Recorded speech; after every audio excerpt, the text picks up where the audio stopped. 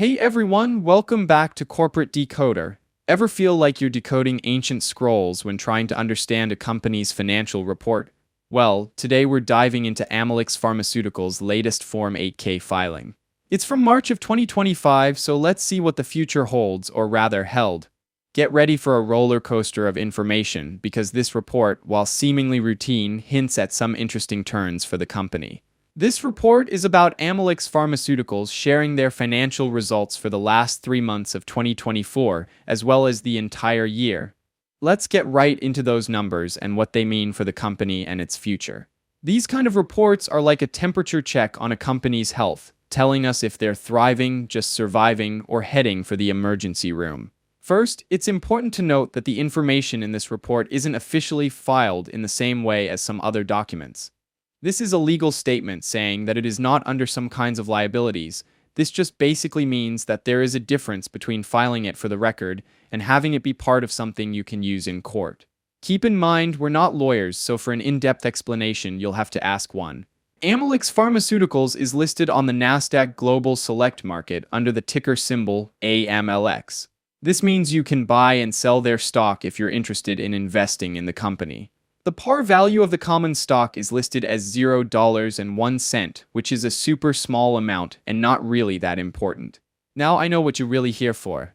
What do those financial results actually say? Well, sadly, the actual financial results are not included, meaning that it's impossible to dive into profits, losses, and all those juicy financial details.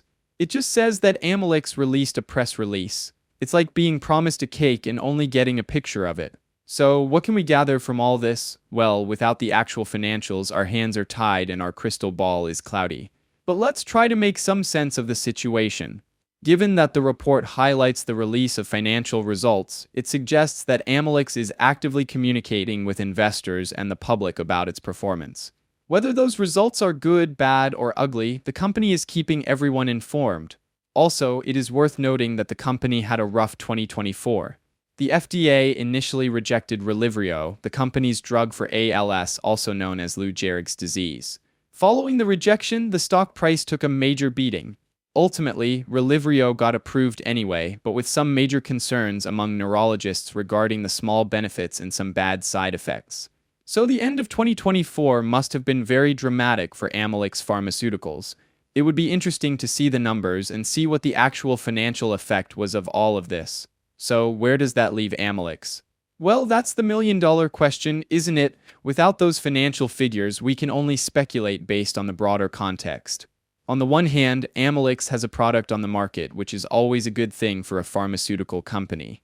But the initial rejection by the FDA certainly raised eyebrows and shook investor confidence. That approval, though, means it can start making profits from sales, assuming people actually want to use the drug, which is another question entirely. On the other hand, the controversies around Rolivrio may create some challenges for Amylyx. If doctors and patients are hesitant to use the drug, sales could suffer. Plus, the company will need to continue investing in research and development to find new treatments and stay ahead of the competition.